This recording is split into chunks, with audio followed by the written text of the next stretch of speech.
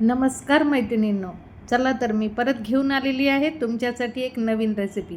1.5 वाटी तुरीची डाळ घेतली आहे, स्वच्छ 3 वेळेला धुतली आहे आणि आता आपण ती कुकरला लावणार आहोत। आवश्यकतेनुसार त्याच्यामध्ये पाणी घालूयात आणि कुकरला लावून घेऊयात। त्याच्यामध्येच डाळ शिजत असतानाच आपण त्याच्यामध्ये शेवग्याच्या शेंगा चिरून आणि स्वच्छ धुवून एका वाटीमध्ये ठेवून देणार आहोत। लक्षात ठेवा, शेवग्याच्या शेंगामध्ये पाणी घालायचं नाही आहे। डाळीचं जे पाणी आहे त्याच्यामध्येच ते शिजून जाणार आहे, त्याच्यामुळे सेपरेट त्याला पाणी घालायची काहीच गरज नाही। आता कुकरला लावलेला आहे, आपण याच्यात 3 ते 4 शिट्ट्या काढून घेणार आहोत। माझं बोरचं पाणी असल्यामुळे मी 5 शिट्ट्या काढतीये। महानगरपालिकेच्या पाण्यामध्ये 2 ते 3 शिट्ट्यांमध्ये डाळ शिजून जाते। आता सांबारासाठी लागणाऱ्या भाज्या चिरून घेऊयात। काही फार भाज्या मी घेतलेल्या नाही आहेत। इथं 2 कांदे आणि 1 मोठा टमाटा घेतला आहे। टमाटा मोठा नसेल तर 2 छोटे टमाटे घ्याल। कांदा चिरताना मात्र हमेशा सांबारसाठी उभा चिरायचा, कांदा असो टमाटा असो उभा चिरायचा अशा पद्धतीने। आणि आता हा टमाटासुद्धा आपण अशा पद्धतीने उभा चिरून घेऊन, पण हा थोडा साईजने मोठा असल्यामुळे मी मधून असे आडवे काप मारत आहे। हे पहा, असा उभा चिरला आणि मधून एक असा आडवा एक काप मारून घेतला, जेणेकरून साईज मोठी पण नाही आणि छोटी पण नाही। कुकरच्या शिट्ट्या व्हायला सुरुवात झालेली आहे। 4 ते 5 शिट्ट्या मी काढून घेतलेल्या आहेत। तुम्ही तुमच्या डाळीच्या हिशोबाने आणि पाणीच्या हिशोबाने शिट्ट्या कुकरला काढून घ्याल। आता आपण एकीकडे हे कुकर ठेवणार आहोत। तुमच्या लक्षातच आलं आहे हे कुकर कशाचं आहे? बरोबर, आज आपण करणार आहोत इडली आणि सांबार। आता कुकर गरम पाणी टाकून गरम करायला ठेवलेलं आहे। वाफ येईल त्या पाण्याला, तोपर्यंत आपण इकडे करूयात इडलीची तयारी। स्टँडला मस्तपैकी ग्रीस करून घेऊयात तेलाने। ग्रीस करणं म्हणजे थोडक्यात तेल लावून सगळीकडे व्यवस्थित तेल लावून घ्यायचं, जेणेकरून जी इडली आहे ती त्या स्टँडला चिटकणार नाही। हे माझं घरी बनवलेलं इडलीचं पीठ आहे। रेसिपी हवी असेल, पीठ कसं बनवायचं, किती प्रमाण घ्यायचं, तर मला नक्कीच कमेंटमध्ये सांगा। मी तुम्हाला पुढचा व्हिडिओ त्याचा बनवून टाकेन। आता आपण हे पीठ जे घट्ट होतं ते थोडंसं पातळ करण्यासाठी म्हणून 1 कपभर पाणी घालणार आहोत।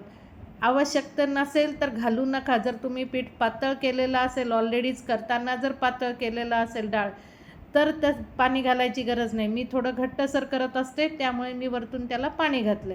आता हे छोटं भांडं घेतलं आहे। तुमच्या लक्षात आलं आहे का, मी मोठ्या भांड्यामध्ये त्याला एकसारखं करून घेतलं होतं पाणी घालून, पण सोडा घालायचा होता म्हणून मी थोडंसं पीठ बाजूला काढून त्याच्यामध्ये 1 पाव चमचा सोडा घातलेला आहे। सोडा घालताना हमेशा लक्षात ठेवा, जेवढं प्रमाण आपल्याला करायचं आहे कुठल्याही याच्यामध्ये जेव्हा सोडा घालतो तेव्हा ते आधी कमी प्रमाणामध्ये घालून, सगळ्या पिठामध्ये कधीही सोडा घालून ठेवू नये। त्याने त्याचा जो इफेक्ट असतो सोड्याचा होणारा तो कमी होऊन जातो। म्हणून जेवढं करायचं आहे तेवढ्यातच सोडा घालून घ्यायचा। आता इथं ग्रीस केलेलं आपलं स्टँड होतं, त्या स्टँडमध्ये मी आता हे इडल्याचं पीठ घालून घेत आहे। आवश्यक जेवढं आहे तेवढंच घालाल, अगदी भरभरून घालू नका। काय होतं, इडल्या जेव्हा फुगतात ना तेव्हा त्या वरच्या बाजूला चिटकतात, त्याच्यामुळे शक्यतो खालच्या ताटलीत जेव्हा आपण इडलीचं पीठ घालतो तेव्हा ते कमीच घालावं। वरच्या याच्यामध्ये किंवा एकदम वरचा जो थर असतो त्याच्यात मात्र व्यवस्थित पीठ घालायचं, पण जे मधले लेअर असतात ज्यांची फुगल्यानंतर शक्यता असते वरच्या ताटल्यांना चिटकण्याची, त्याच्यामध्ये थोडंसं कमी कमी भरायचं, जेणेकरून त्याला फुगायला चान्स मिळाला पाहिजे। अशा पद्धतीने सगळे स्टँड तयार करून घ्यायचे। मी 2च केलेत, तुम्ही जास्त पण एकाच वेळेला लावू शकता। आता हे दोन्ही स्टँड, हे पहा वाफ आलेली आहे पाण्याला छान प्रकारे, म्हणजे आता आपलं कुकर तयार आहे। याच्यामध्ये हे अशा पद्धतीने स्टँड ठेवून घ्यायचं आणि वरतून झाकण लावून घ्यायचं। हे पहा, त्याला आता 10 ते 15 मिनटं लागतात इडली व्हायला। अशा पद्धतीने त्याच्यातून वाफ बाहेर पडायला लागते। एक 10 मिनटानंतर बघायचं उघडून, इडली झाली आहे का नाही। लक्षात ठेवा, मी इथं चूक केली, गॅस बंद केला नव्हता, मग नंतर गॅस बंद करून मग झाकण काढलं। कधीही असं झाकण काढताना खालचा गॅस बंद करायचा आणि मगच वरच्या कुकरचं झाकण काढायचं, नाही तर वाफ अंगावर येण्याची शक्यता असते। आता हे पहा, इडल्या किती सुंदर झाल्या आहे की नाही। हे पहा, मस्त फुगल्या आहेत, पांढरा स्वच्छ झाला आहे। सोडा घातल्यामुळे कुठलाही त्याच्यावरती इफेक्ट झालेला नाही आहे, पिवळसरपणा किंवा काही चालेल नाही। आपली डाळ पण मस्त, तुरीची डाळ मस्त शिजली आहे, शेंगा पण शिजलेल्या आहेत। याच्यात तुम्ही लाल भोपळा, साधा भोपळा किंवा चाकी काहीही घालू शकता। फक्त ते घालताना जसं मी शेंगा टाकल्या आहेत त्याच पद्धतीने उकडायला टाका, म्हणजे वेळ लागणार नाही। इकडं आपण आता कढई ठेवली आहे गॅसवरती, त्याच्यामध्ये 1 मोठा चमचा तेल घालून घेतलेलं आहे. जसं ते तेल गरम होईल त्यावेळेला आपण त्याच्यामध्ये 1 ते 1.5 चमचा मोहरी टाकून घेणार आहोत. हे पहा, अशा पद्धतीने आता आपण ह्याच्यामध्ये मोहरी टाकून घेणार आहोत.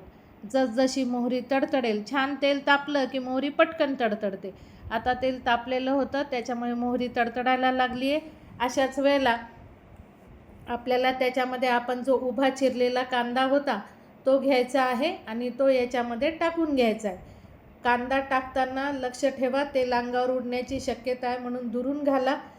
कांदा असा उभा चिरल्यामुळे एक तर तो लवकर शिजतो आणि सॉफ्ट होतो लवकर. आता फक्त हे आहे जे उभा चिरला तो फक्त वरणासाठी किंवा सांबारसाठी. हा आता पूर्ण लाल नाही करून घ्यायचा, फक्त मऊ करून घ्यायचा. थोडासा मऊसर झाला की मग आपण त्याच्यामध्ये पुढचं साहित्य घालणार आहोत. हे पहा, अशा पद्धतीने आता तो तेलावर आपण परतून घेऊयात. तेल घालताना मी इथं 1 मोठा चमचा घातलेला आहे. तुम्ही तुमच्या घरच्याच्या हिशोबाने कमी जास्त करू शकता. थोडंसं तेल जास्त असलं की तवंग छान येतो, म्हणून मी थोडंसं जास्त, आणि वरणही जास्त, डाळ जास्त घातलेली आहे म्हणून. आता हा घरचा कढीपत्ता होता, पण तो कढीपत्ता स्वच्छ धुवून घेतलेला आहे. घरचा जरी असला तरी कढीपत्ता हमेशा धुवून घालायचा, कारण काय, झाडावरती धूळ बसते, म्हणून तो धुवून मगच घालायचा. आता आपण कढीपत्ता आणि कांदा घालून झाल्यावर आपण घालणार आहोत 1 मोठा चिरलेला टमाटा. टमाटा मोठा नसेल साईजनी तर तुम्ही 2 छोटे टमाटे घेऊ शकता. हे पहा, अशा पद्धतीने छान सगळ्या गोष्टी परतून घ्यायच्या आहेत आणि त्याच्यावरती झाकण ठेवून 1-2 मिनटं फक्त वाफ काढून घ्यायची, जेणेकरून टमाटा थोडासा सॉफ्ट होईल. तसा ऑटोमॅटिक तो आपण जेव्हा मसाले घालतो तेव्हा तो शिजतोच, पण तरीसुद्धा आता आपण याला एक छोटंसं 1-2 मिनटाची वाफ काढून घेऊयात. वाफ काढल्याने त्याचे जे फ्लेवर्स असतात, कांद्याचा असो, टमाट्याचा असो, कढीपत्त्याचा असो, तो सगळा त्याच्या तेलामध्ये उतरतो. आता हे पहा, हे मस्तपैकी सगळ्या गोष्टी मऊ झालेल्या आहेत. कांदा पण मऊ झाला, टमाटाही झाला आहे. आता आपण ह्याच्यामध्ये सर्वप्रथम हळद घालून घेऊयात. हळद अर्धा ते 1 चमचा घालायची आहे. घरची हळद असेल तर अर्धाच चमचा घाला, विकतची असेल तर 1 चमचा घाला. घरच्या हळदीला थोडासा पिवळसरपणा जास्त असतो म्हणून ती कमी घालायची. अर्धा चमचा इथं हळद घातलेली आहे. 1.5 चमचा तिखट घालून घेतलेला आहे. आणि आता आपण घालणार आहोत अद्रक लसूणची पेस्ट. मी विकतची पेस्ट घालते आहे. तुमच्याकडे नसेल विकतची पेस्ट तर लागलीच ताबडतोब ताजी करून घातली तरी चालते. अद्रक लसूणची पेस्ट मात्र जरूर घालाल, त्याच्याने सांबारला चव खूप छान येते आणि वासही छान येतो. त्याच्यामुळे अद्रक लसूणची पेस्ट ही घालाल. तब्येतीसाठी सुद्धा औषधी म्हणून आपण ही पेस्ट वापरू शकतो. हमेशा जेवणामध्ये अद्रक लसूण असल्याने गॅसेसचे प्रॉब्लेम वगैरे होत नाही, म्हणून जेवणामध्ये शक्यतो कमी अधिक प्रमाणामध्ये अद्रक आणि लसूण वापरलाच गेला पाहिजे. त्याचबरोबर आपण इथं बादशहाचा सांबार मसाला घालून घेणार आहोत. सांबार मसाला घालताना ना हमेशा तो फोडणी जेव्हा आपण कांदा टमाटा घालतो ना तेव्हाच घालावा, जेणेकरून त्याचे जे फ्लेवर्स असतात ते सगळे तेलामध्ये उतरतात आणि एक मस्त वास त्या सांबारला येतो. आपण जर डाळ घातल्यानंतर जर सांबार मसाला घातला तर त्याची एवढी खास चव येत नाही आणि वासही येत नाही. आता याच्यामध्ये मी आमचूर पावडर घातली आहे. जर तुमच्याकडे आमचूर पावडर नसेल तर चिंचेचा कोळ घातला तरीही चालतो. मी आमचूर पावडर याच्यासाठी घातली आहे कारण जास्त आंबट होत नाही, साधारण फक्त एक चवीपुरता त्याला आंबटपणा येतो म्हणून घातलं. आणि आता हे चव बॅलन्स राहण्यासाठी म्हणून 1 ते 1.5 चमचा मी याच्यामध्ये साखर घातली. गूळ घातला तरीही चालतो, मी इथं साखर घातलेली आहे. साखर घातल्याने काय होतं की तेलाला तवंग पण येतो. आपले जे मसाले आहेत ना ते छान प्रकारे तेल सोडतात आणि तवंग छान येतो. आता ह्या ज्या आपण शेंगा उकडून घेतल्या होत्या, याच वेळेला तुम्ही ज्या उकडलेल्या भाज्या पण असतील ना त्या सगळ्या याच्यात घालू शकता.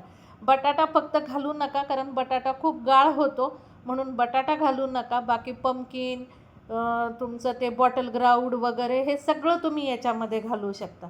बॉटल ग्राऊंड मीन्स भोपळा आणि पंपकिन म्हणजे आपला लाल भोपळा किंवा चाकी, त्याला आपण पंपकिन म्हणतो.